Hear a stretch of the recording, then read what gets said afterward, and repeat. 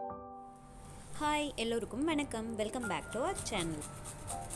இன்றைக்கி நம்ம பார்க்க போகிற வீடியோ என்னென்னா ஸ்நாக்ஸ் ரெசிபீஸ். வாங்க வீடியோக்குள்ளே போய் நான் என்னென்ன ஸ்நாக்ஸ் ரெசிபீஸ் பண்ணுறேன் அப்படிங்கிறத பார்க்கலாம்.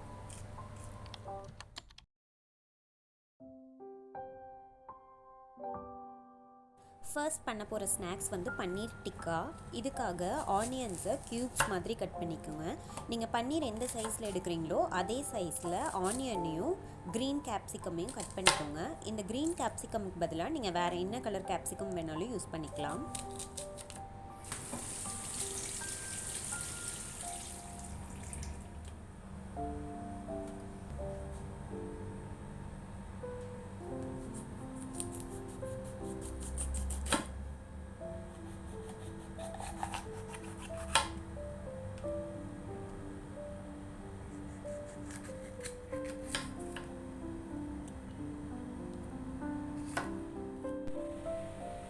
இந்த பன்னீர் டிக்கா ரெசிபிக்கு வந்து கர்டு கொஞ்சம் கெட்டியாக இருக்கணும். அது கூட நான் காஷ்மீரி ரெட் சில்லி பவுடர் கலருக்காக யூஸ் பண்ணுறேன்.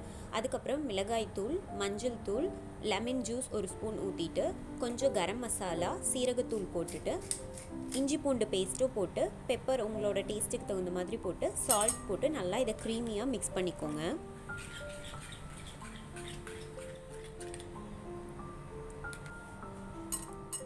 நம்ம மிக்ஸ் பண்ணி வச்சுருக்க கர்டில் வந்துட்டு கேப்சிகம், ஆனியன், அப்புறம் க்யூப்ஸாக கட் பண்ணி வச்சுருக்க பன்னீரையும் போட்டு நல்லா பொறுமையாக மிக்ஸ் பண்ணுங்கள். ஏன்னா ரொம்ப ஹார்டாக மிக்ஸ் பண்ணும்போது பன்னீர் வந்துட்டு அப்படியே உடஞ்சி வந்துடும்.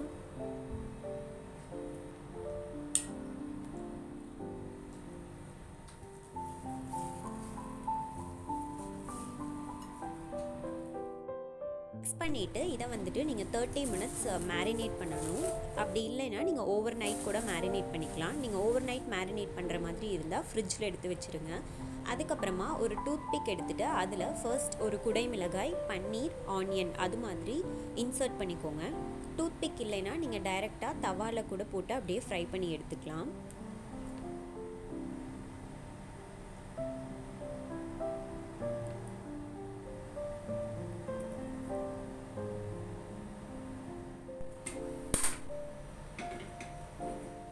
நம்ம அசம்பிள் பண்ணி வச்சுருக்க அந்த டூத்பிக்கை வந்துட்டு ஒரு கடாயில் ஆயில் ஸ்ப்ரெட் பண்ணிவிட்டு அதில் போட்டு 2 பக்கம் ஃப்ரை பண்ணி விடுங்க. நல்லா கோல்டன் ப்ரௌன் கலரில் ஃப்ரை ஆகணும். அவ்வளோதான், பன்னீர் டிக்கா ரெசிபி ரெடி.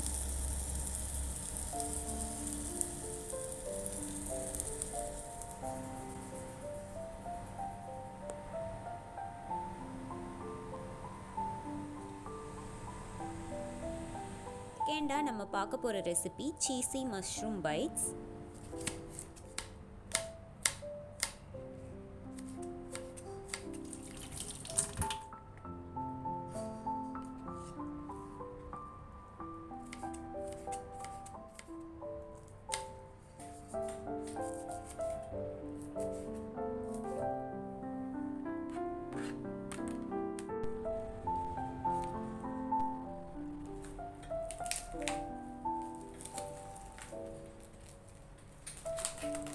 கொஞ்சம் பெரிய சைஸில் இருக்க மஷ்ரூம்ஸாக யூஸ் பண்ணிங்கன்னா உங்களுக்கு வந்து ஸ்டஃப் பண்ணுறதுக்கு ஈஸியாக இருக்கும். மஷ்ரூம்ஸை வந்துட்டு நல்லா க்ளீன் பண்ணிவிட்டு அந்த கீழே தண்டு இருக்குது இல்லைங்களா, அதை வந்துட்டு ரிமூவ் பண்ணிடுங்க.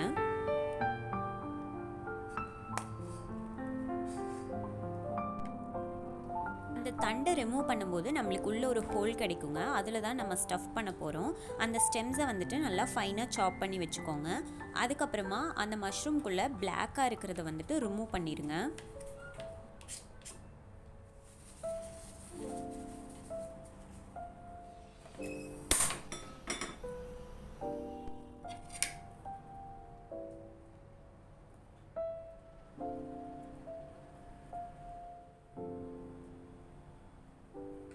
கடாயில் ஒரு ஸ்பூன் ஆயில் விட்டுட்டு அது கூட நம்ம கட் பண்ணி வச்சுருக்க பூண்டு, பச்சை மிளகாய், இஞ்சி இதெல்லாமே போட்டு நல்லா ஃப்ரை பண்ணிவிட்டு அதே மாதிரி ஒரு ஆனியனை வந்து நான் ஃபைனாக சாப் பண்ணி வச்சுருக்கேன். நம்ம கட் பண்ணி வச்சுருக்க அந்த மஷ்ரூம் ஸ்டெம்மையும் ஆட் பண்ணி அதுக்கு தேவையான சால்ட்டு, பெப்பரு இது ரெண்டும் ஆட் பண்ணி நல்லா ஃப்ரை பண்ணிக்கோங்க.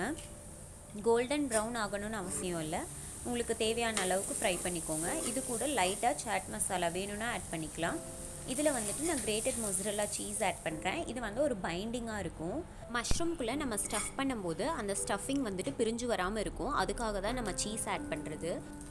இப்போ வந்துட்டு நம்ம மஷ்ரூமை டோஸ்ட் பண்ணி எடுக்க போகிறோம். இதுக்காக பட்டரில் மஷ்ரூமை நல்லா 2 சைடும் டோஸ்ட் பண்ணி எடுத்துக்கோங்க. ரொம்ப நேரம் தேவையில்லை, ஒரு 30 செகண்ட்ஸ் வச்சுருந்திங்கன்னா போதும்.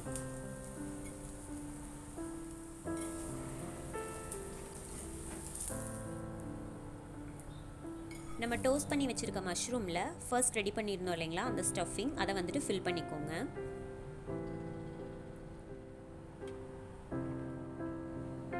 அந்த ஃபில்லிங் மேலே உங்களுக்கு தேவையான அளவு மொசரல்லா சீஸ் ஆட் பண்ணிக்கோங்க.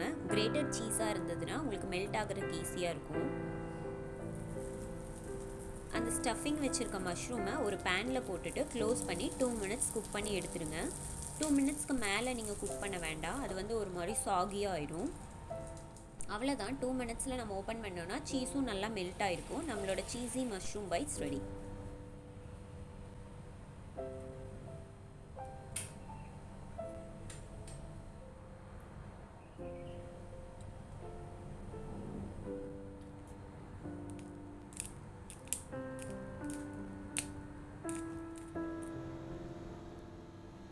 நெக்ஸ்ட் நம்ம பார்க்க போகிற ரெசிபி ஸ்வீட் கார்னுங்க. இது வந்து பட்டர் கார்னு.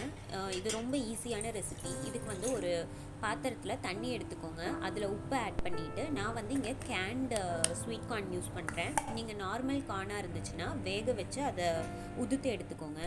அந்த கார்னை நான் வந்துட்டு ஒரு 2 மினிட்ஸ் அப்படிங்கிற மாதிரி பாயிலிங் வாட்டரில் போட்டு நல்லா குக் பண்ணி எடுக்க போகிறேன். அதில் தண்ணி எதுவுமே இருக்கக்கூடாதுங்க. நீங்கள் ஸ்ட்ரெயின் பண்ணும்போது நல்லா தண்ணியை ஃபுல்லாக ரிமூவ் பண்ணிவிட்டு ஒரு பவுலில் ஆட் பண்ணிக்கோங்க.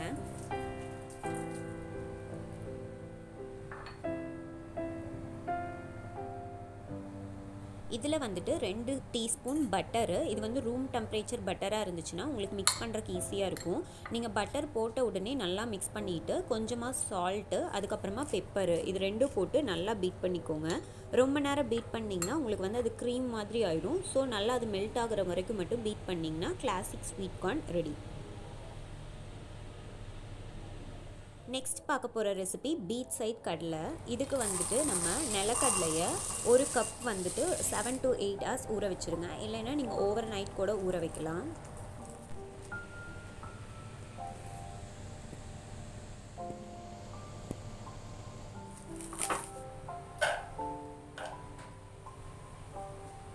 ஊற வச்ச நிலக்கடலையில் இருக்க வாட்டர் எல்லாமே எடுத்துட்டு வேறு வாட்டர் ஆட் பண்ணி கொஞ்சமாக உப்பு சேர்த்துட்டு நல்லா அதை வேக வச்சு எடுத்துருங்க.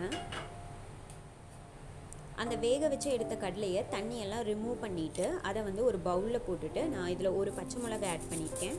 அதுக்கப்புறமா ஃபைனாக சாப் பண்ண வெங்காயம்,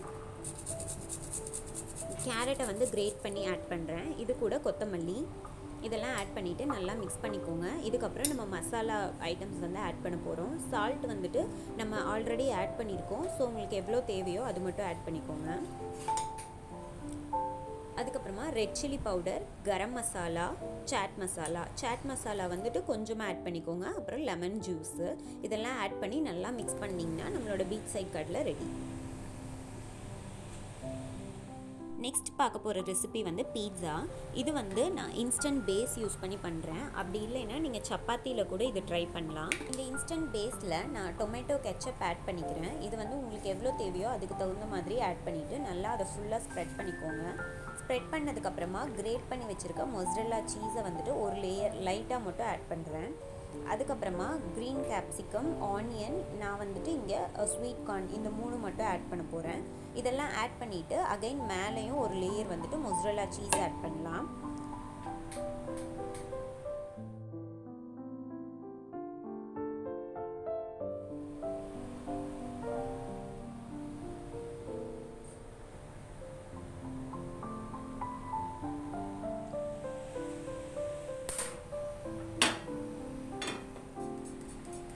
தோசை தவாவில் வந்துட்டு ஆயில் ஸ்ப்ரெட் பண்ணிவிட்டு நம்ம ஃபில் பண்ணி வச்சுருக்கோம் இல்லைங்களா அந்த பீட்ஸா, அதை வச்சுட்டு 2 மினிட்ஸ் மட்டும் குக் பண்ணிங்கன்னா நம்மளோட பீட்ஸா ரெடி. சீஸ் மெல்ட் ஆகிறது மட்டும்தாங்க இதில் இதே. ஏன்னா சப்பாத்திங்கும் போது நம்ம ஆல்ரெடி அது வந்துட்டு குக் பண்ணியிருப்போம். ஸோ நம்மளுக்கு வந்து அந்த சீஸ் மட்டும் மெல்ட் ஆனால் போதும். அவ்வளோதான், நம்மளோட இன்ஸ்டன்ட் பீட்ஸா ரெடி.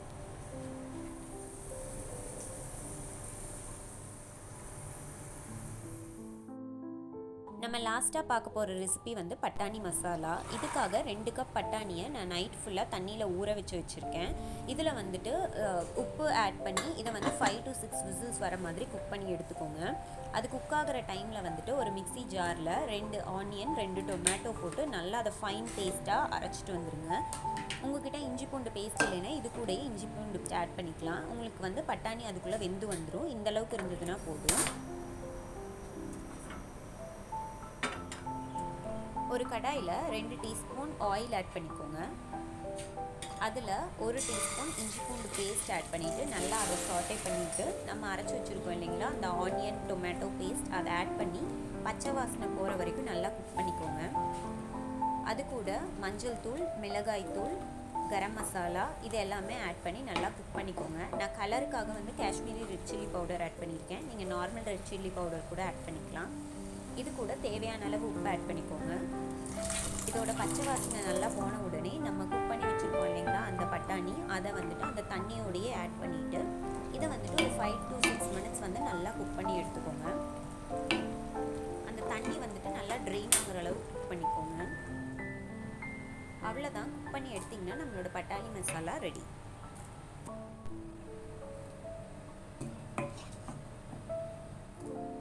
மசாலாவில் பொடி பொடியாக கட் பண்ணி வச்சுருக்க வெங்காயத்தை ஆட் பண்ணிக்கிறேங்க. அதுக்கப்புறமா கொத்தமல்லி இலை ஆட் பண்ணிக்கோங்க. கேரட்டை நல்லா துருவி சேர்த்துக்கோங்க. அவ்வளோதான், நம்மளோட பட்டாணி மசாலா ரெடி.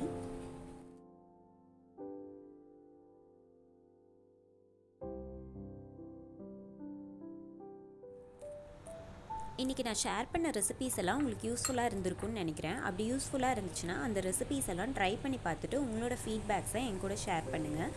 இதே மாதிரி இன்னொரு வீடியோவில் பார்க்கலாம். தேங்க்ஸ் ஃபார் வாட்சிங்.